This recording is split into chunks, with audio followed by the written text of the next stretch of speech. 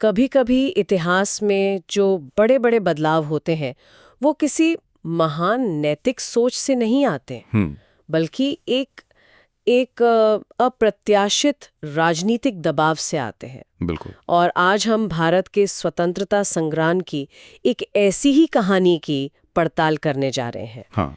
एक अजीब घटना, जैसा कि डॉक्टर भीमराव अंबेडकर ने अपनी किताब what Congress and Gandhi have done to the untouchables में इसका जिक्र किया है। बिल्कुल। आज की हमारी बातचीत का मकसद ही यही है, ये समझना कि भारतीय राष्ट्रीय कांग्रेस जो दशकों तक अस्पृश्यता के मुद्दे पर लगभग खामोश रही, वो अचानक 1930 के दशक में इतनी सक्रिय कैसे हो गई। हाँ, ये सबसे बड़ा सवाल है। क्या ये वाकई कोई हृदय परिवर्तन था या फिर एक सियासी मजबूरी? हमारे पास जो स्रोत हैं उनके आधार पर हम महात्मा गांधी और डॉक्टर अंबेडकर दोनों के नजरियों को समझने की कोशिश करेंगे। चलिए, तो फिर जरा उस दौर में वापस चलते हैं। 1930 से पहले का भारत, समाज की तस्वीर क्या थी? एक तरफ तो आजादी की लड़ाई चल रही थी और दूसरी तरफ समाज के अंदर भी एक बहुत गहरी खाई थी। सही। और वो खाई थी जाति व्यवस्था की। ब्राह्मण, क्षत्रिय, वैश्य, शूद्र, ये सिर्फ किताबी बातें नहीं थी, ये रोजमर्रा की हकीकत थी। और इस पिरामिड में सबसे नीचे थे वो लोग जिन्हें अस्पृश्य कहा जाता था। उनके जीवन का तो हर पहलू अदृश्य जंजीरों में जकड़ा हुआ था। बिल्कुल। स्रोतों में जो जिक्र मिलता है वो तो दिल दहरा देने वाला है। अलग बस्तियां, अलग कुएं, मंदिरों में घुसने पर पाबंदी, यहाँ तक कि उनकी परछाई भी अपवित्र मानी जाती थी। ये सिर्फ सामाजिक दूरी नहीं थी, ये एक संगठित उत्पीड़न था। शिक्षा के दरवाजे उनके लिए लगभग बंद थे। और अगर कोई हिम्मत करके स्कूल चला भी जाए तो उसे क्लास के बाहर बिठाया जाता था। और अंग्रेज, वो तो फूट डालो और राज करो की नीति पर चल रहे थे।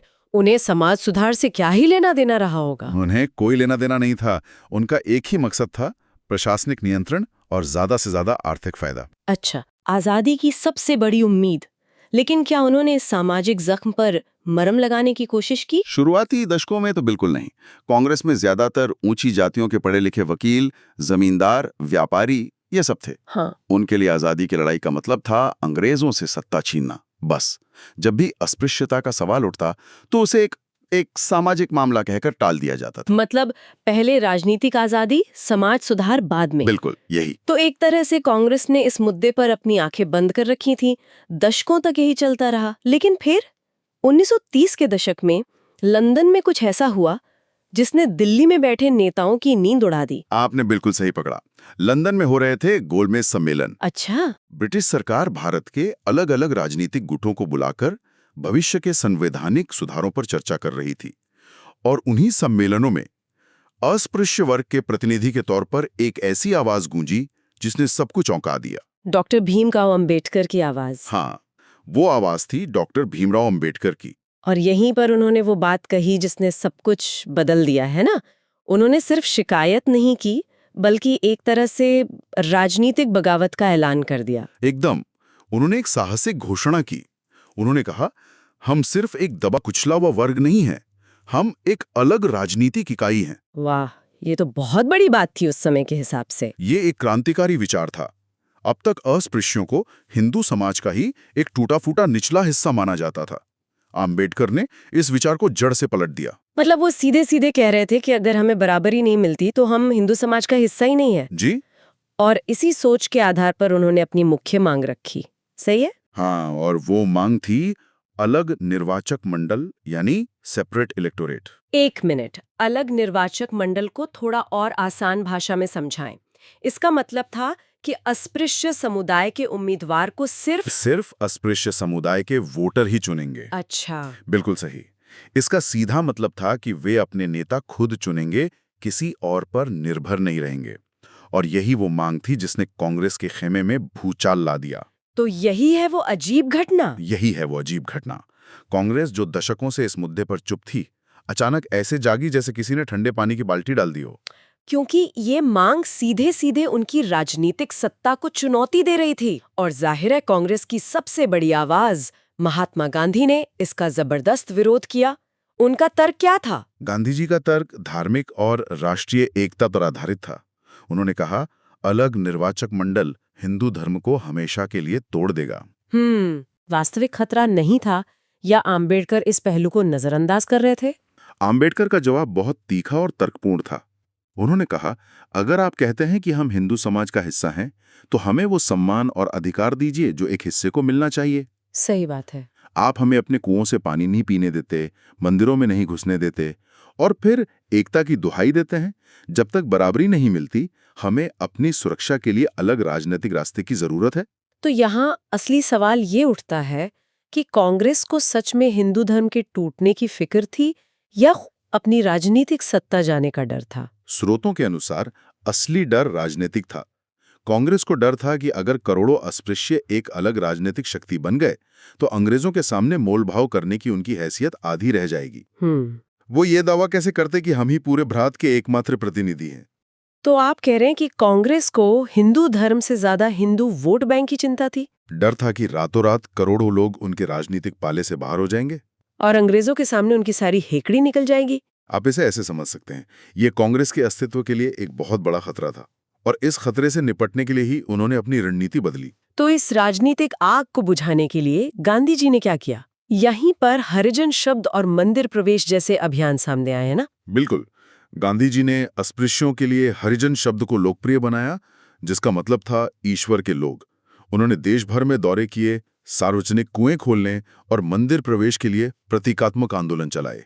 सतह पर देखने में तो ये बहुत बड़े सुधारवादी कदम लग रहे थे। हाँ, लग रहे थे। एक मिनट, लेकिन गांधी के समर्थक तो ये कहेंगे कि वो सच में करोड़ों लोगों की सोच बदलना चाहते थे। वो हृदय परिवर्तन में विश्वास करते थे। क्या इसे सिर्फ एक राजनीतिक चाल कहना पूरी तरह से सही होगा? ये एक बहुत जरूरी सवाल है। गांधी जी की नीयत पर शक करना मुश्किल है। वे निश्चित रूप से सामाजिक बदलाव चाहते थे, लेकिन डॉक्टर आम्बेडकर का दृष्टिकोण बिल्कुल अलग था। उन्होंने इन कदमों को सामाजिक दिखावा और प्रतीकात्मक कहकर खारिज कर दिया। उन्होंने हरिजन शब्द को भी स्वीकार नहीं किया है ना? क्यों?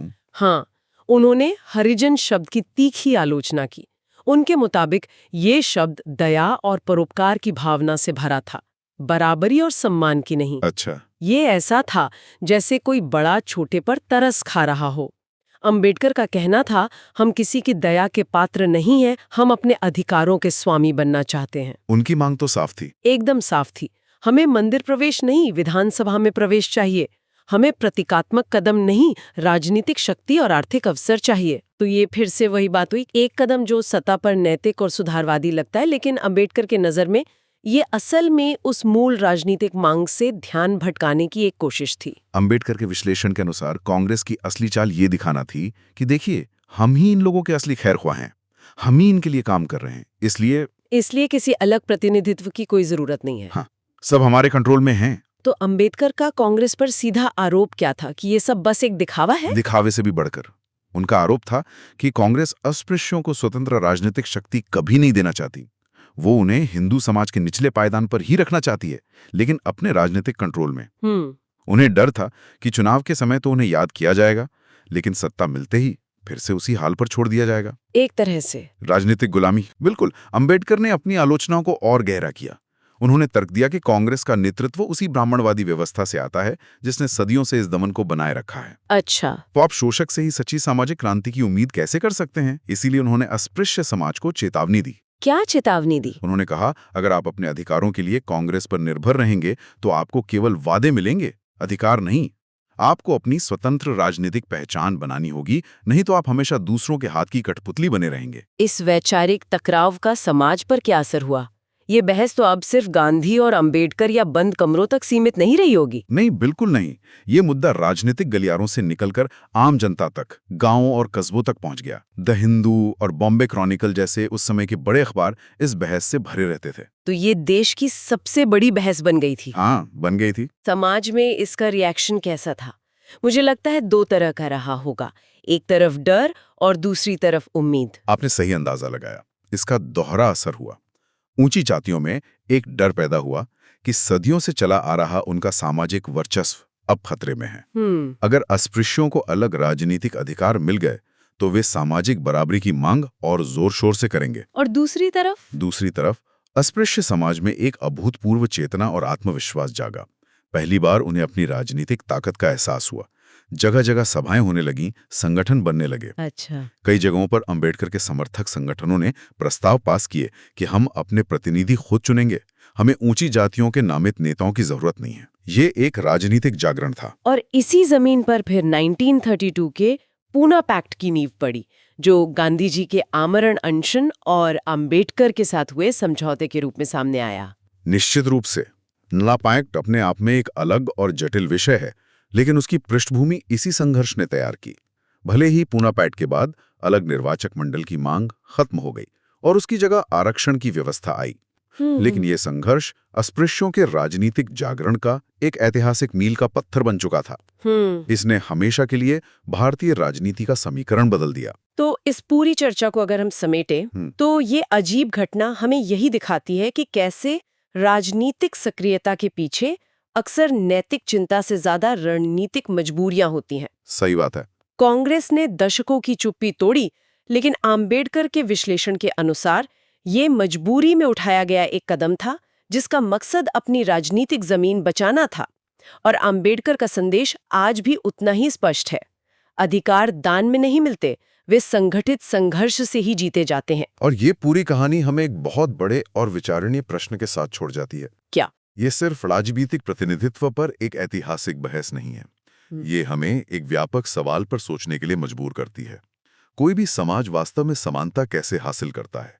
क्या ये दिलों को बदलकर होता है, हृदय परिवर्तन से, जैसा कि गांधी जी का दृष्टिकोण था, या ये राजनीतिक शक्ति और कानूनी अधिकारों की संरचनात्मक गारंटी के माध्यम से होता है, जैसा कि अंबेडकर का तर्क था? ये सिर्फ 1930 के दशक की बहस नहीं थी। ये एक ऐसा सवाल है जो आज भी दुनिया भर में सामाजिक न्याय से जुड़ी हर चर्चा के केंद्र में है।